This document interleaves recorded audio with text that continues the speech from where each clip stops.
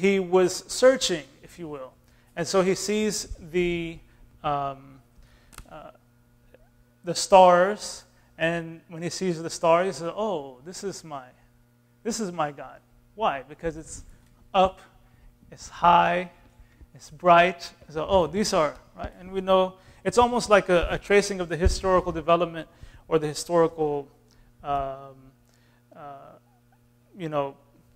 time periods in human history where they were worshiping different, and still till today, worshiping different aspects of nature. So, and then the stars began to fade. And he said, wait a minute. His intuitive sense was, God doesn't fade. So then he saw the moon. It's very bright. It's light. It's big. He said, "Hada Rabbi." He said, "Oh, this is my Lord." So then again, you can tell what happens. The moon goes. The sun comes. Oh, this one, right? It's big. In the Quran it says, "Hada Akbar." He said, "Oh, this is greater." Right? And by the way, this is what Muslims, we say Allahu Akbar. We say Allah is greater. So again, it works as a metaphor and as a parable as well, right? So let's say we don't take it from something in nature. We take it from human beings. We take it from ideas. And so the idea, it's kind of repetitive, is that there's always one greater, greater, greater. So the conclusion that he came, the logic which he used was, whoever has brought all of these into being, that is my Lord. And I have surrendered to him. Right? He said, "Aslamtu wajhiya lillah." I have surrendered my face to Allah. Meaning the one who has created these things. So this is the idea of the knowing. The reason why I put here no compulsion, there's a verse 256 from the 2nd chapter of the Quran, which says that there is no compulsion in religion. It is meant, because if God wanted to, he could have just made everybody without, just the same way the angels just worship. But he wanted to create, and he has that will to create something, another creature that is different, that will come to him of its own volition. So this is an important principle. There is no compulsion in religion, meaning you cannot force a person to become Muslim. So a person, for them to really be surrendered to God, it has to be of their own volition. And then about experience, if you're making a testimony, a lot of times it's because of a person's own inner experience as well. And we can't, even though it's something maybe that an empirical scientist may frown upon or cast aside, for every human being, they have their own sort of internal experiences which can lead them to the truth. So, but the idea is it's not the intellect or the intuition by itself. And you will find that in the Quran, it's both of them together, which come to the same conclusion, that there's only one to be worshipped. And so this is why the person is saying, not just I believe, but he's saying I testify. Testimony based on what they see around them, what they experience within them, and then they're making this testimony. So is there any questions about that explanation? Yes. All right. So moving on. You guys letting it sink in? Okay. Try to use fancy words. Let me see. Rationality and inner experiential reality. Okay. Of belief in Islam. So, that's an important point to make. I know this class is designed to give the very basics of Islam, but, if you do have questions that are related to these points that you want to ask, you can also do that throughout. And then if they're too way off topic, then we can wait till the end. But, for example, a person might say, well, you just said that there's no compulsion in religion. So what about Islam being spread by the sword? So Muslims wouldn't say that Islam was spread by the sword. The Islamic Empire, I have no problem with saying that, a lot of it was spread by the sword.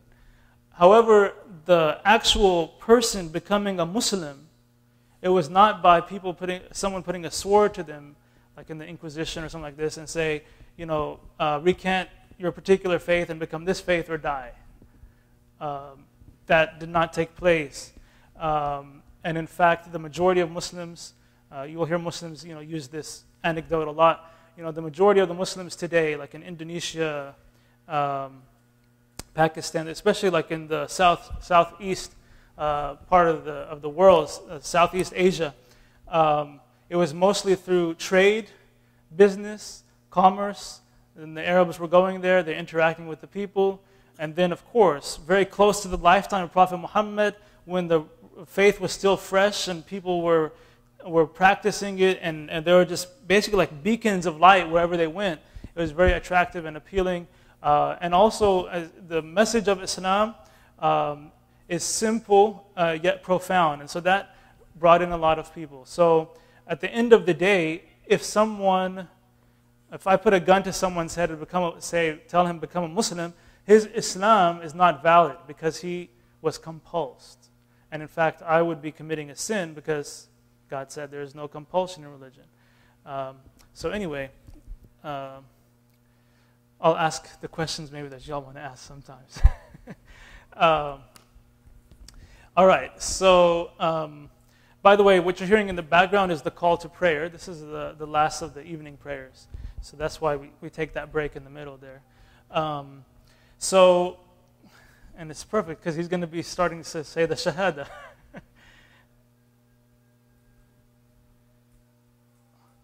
So he just said, I testify there is none to be worshipped except for Allah. Okay.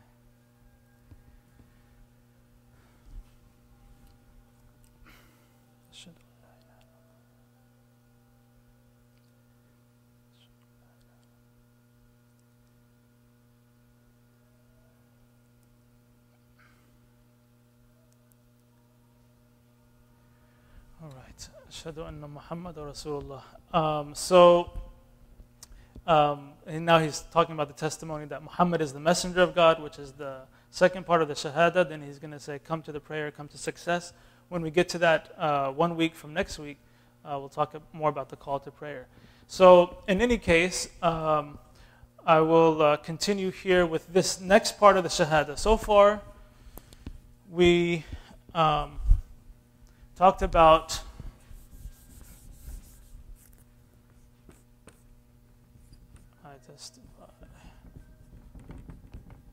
we just talked about those two words, okay? That there is, the reason why I like to spend more time on this in such detail is because really this is what all of Islam rests upon, is this single statement. The whole of the religion at all levels, whether spiritual, legal, in any form, social, societal, it all rests upon this one statement, that there is, I testify that there is no God. So we're on the part here, no God. Another joke sometimes Muslims like to make is, they tell the atheist, you're halfway to being Muslim, right? Because you say, I testify that there is no God, right? So, and again, this is not arbitrary, like especially the Quranic language and the Arabic language, and there's so many other ways you could have made this statement. And even in English, you see it translated, God is one, right? But there is this power in negation, in negating everything. For some people in their experience, it's actually like a frustration.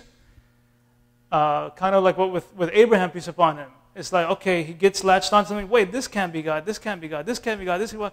There's no God. And then wait, except the one God. And that's really what the spirit behind the testimony of faith is negating divinity in an absolute sense, or even in a relative sense, to anyone or to anything, and just attributing it to the one who is all worthy of that.